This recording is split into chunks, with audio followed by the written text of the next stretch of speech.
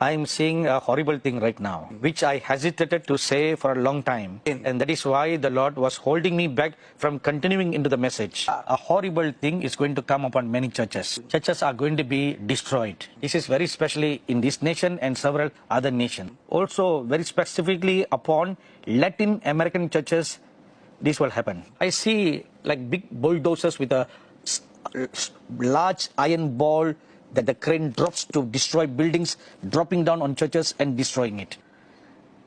This cannot be prevented. But let your lives be spared. In this new year, I was planning to give you a wonderful, good word of promise. But I felt the Holy Spirit pulling me backwards. He said, others should do that, but not you. For you are to bring the word of the Lord for the people. So what is the word of the Lord? On the 21st of December 2019, we were conducting a monthly fasting prayer in Chennai. And as the worship was going on, the word of the Lord came unto me. He said, this is the word for 2020. This is the counsel that the Lord gave for his people for this new year. The Lord Jesus said, 2020 is a year of preparation. From 2021, great, dangerous events are going to take place in this world. Times of great persecution and trial. Many things that were prophesied concerning the end times will take place in large scale all over the world. So 1 year is appointed for us. The year 2020 has been appointed for the body of Christ to prepare itself for that which is coming in 2021 onwards. Now the word of the Lord for some nations that the Lord was pleased to give me. Number one, the continent of Africa. The Lord Jesus said, I'm going to pour out my revival upon there. Youth shall arise in large numbers in the African continent. However, the nations in Africa will be shaken. Kings and those in authority will be shaken. Shaken in the sense that they'll be removed. Political changes will be shaken. If the churches in the nations of Africa gather together in oneness and pray, violence in those nations will be brought under control. Secondly, China.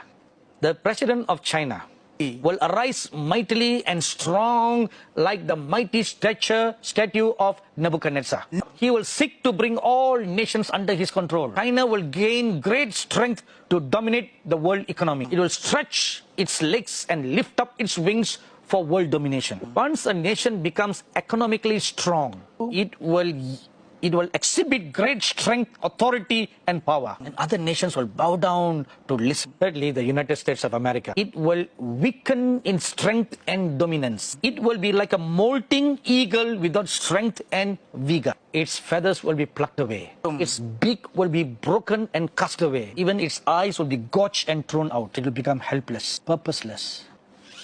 Fourthly, the nation of India. It will plunge into darkness. Oppressors will bind the innocent, dominate and enslave them. And this is the word that came unto me on the 31st of December 2019. A horse will gallop all over the border of the Middle East, seeking to stake claim to territories, to conquer and to use its sword.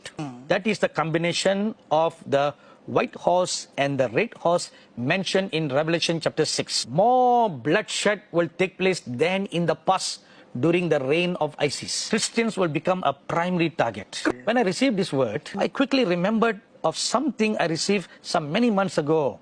So I quickly took my diary and I turned the pages. On the 14th of May 2019, I was at Dubai airport waiting to catch a flight to go to Uganda to conduct the Median Prophetic Women's Conference. I arrived at Dubai at 4:50 in the morning. So I sat at the waiting area to wait to catch the next flight. At 5:30 in the morning, I began to feel a moving in my spirit about that something is going to take place. At 5:57 in the morning, I saw the similitude of the Lord Jesus standing before me. And he stood and his face just faced at the airport of Dubai. And I stood up and greeted the Lord and I looked in the same direction where he was looking. Without turning and looking at me, but still looking at the airport where all the planes were coming and going. The Lord Jesus spoke. A terrorism is going to come upon this place, the Middle East. A green horse will move upon this region speedily. It will unleash terrorism and danger. My people will be killed and face persecution. But alas, they are not prepared to accept this